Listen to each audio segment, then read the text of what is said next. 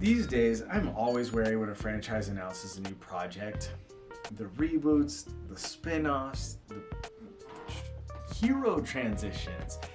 They so often all come off as desperate money grabs instead of good storytelling. But the least appealing of all is prequels and alternate POVs, and the Ballad of Songbirds and Snakes, the prequel to the Hunger Games, just reeks of both. Because of the movie adaptation, I decided to see what all the fuss is about. The problem with prologues, and specifically why I'm wary of the Ballads of Songbirds and Snakes, is that so often the ending is telegraphed. I don't know anything about the plot from this book going into it except that it follows President Snow. I can see it easily leaving us off where the Hunger Games starts, and that'll just be disappointing and predictable. My other issue with prequels is unnecessary Easter eggs and fan service. A huge example of this is Professor McGonagall showing up in the Fantastic Beasts series. I'm not sure if she should be born yet, but she definitely shouldn't be teaching yet. So why is she there? Is she a time traveler? I don't know. It just doesn't make sense, and I'm not really looking to read the Ballad of Songbirds and Snakes to fill in my nostalgia vibes for the Hunger Games. If I want to fill in my nostalgia vibes, I'll just go read the Hunger Games or watch the movies. So if Katniss's cat shows up, I'm putting it down immediately. Get out! Get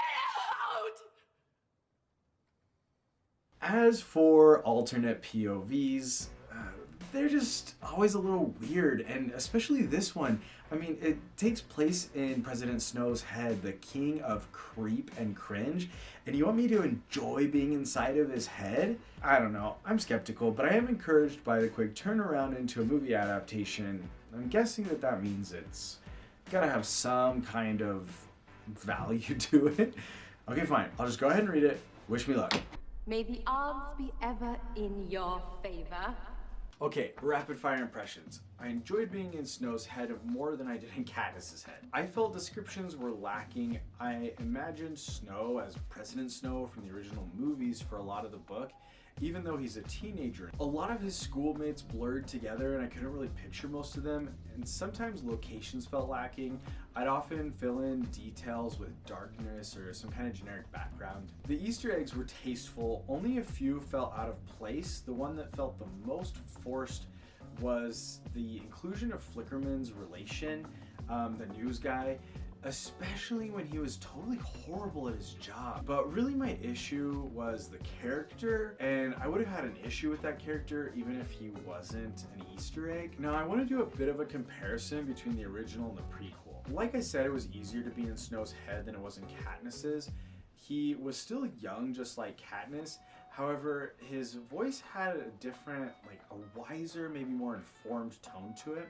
I feel like it almost says something about me that I enjoyed being inside this creep's head than I did inside of Katniss's, but maybe that just means I'm not a teenage girl. Okay, romance. The love triangle was huge in the original books, but if that was your favorite part and why you're considering picking up the prequel, just don't.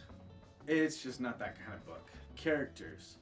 Personally, I liked the non-point of view characters better in the original series. There were so many iconic personalities. The prequel just doesn't have it. The side characters just aren't up to the same level. The games. I'm split on this. Snow is capital, so he's not in the games, obviously. As a result, the Hunger Games simply don't have the same weight to them. They feel more like chess than teen slaughter. Which, considering this is Snow that we're talking about, that we're in his head, it's a good vibe. It's the right tone for him. But while I think this tone fits the novel, the games simply aren't as captivating for the reader, at least for this reader. To go back to my comment about characters, the tributes are a little more than male from 3 and female from 7. Without something real to hold on to in the games, I found myself glazing over and not really following the different chess moves. Plot and payoff. The plot is relatively well paced and has great payoff. My only complaint is that Snow's character growth and change seemed a little disjointed in one key spoiler point. Pause the video and read the fine print if you want that spoiler. I haven't seen the movie yet, and if you're watching this video on YouTube, you might be thinking that this guy is behind the times. But actually, this video was up for a month on my website before it was published here, so maybe you're behind the times. Early access to my reviews for free at kevinrother.com. Link in the description, check it out. There is a fresh spit up free video there waiting for you right now. I just got back from seeing the movie. I liked the original Hunger Games movies better than the books, but I'm not sure about this one.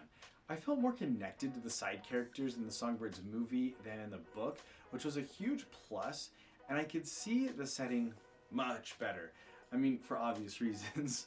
I also felt like the movie made Flickerman less annoying, and the spoilery thing at the end worked a little better, I think. It's hard to tell because I knew it was coming. One of my issues with the movie was that it removed some of Snow's personal life that connected me better to Snow and, you know, his situation. I understand movies have to cut something somewhere, but I think the story was better overall with our focus tight on Snow, and the movie drifted somewhat away from Snow, especially during the Hunger Games. So, do I recommend reading the Ballad of Songbirds and Snakes? Absolutely. It's a solid entry into the Hunger Games series. I never thought I'd say this, but I'd be happy to read more in the Hunger Games world, as long as it's done with care. No cash grabs, please. Let me know your thoughts on the Ballad of Songbirds and Snakes, movie or book, either one. I'd love to chat with you guys in the comments about it and hear your thoughts. This isn't the first time I've talked about the Hunger Games on this channel. Check out this video on my favorite heroines.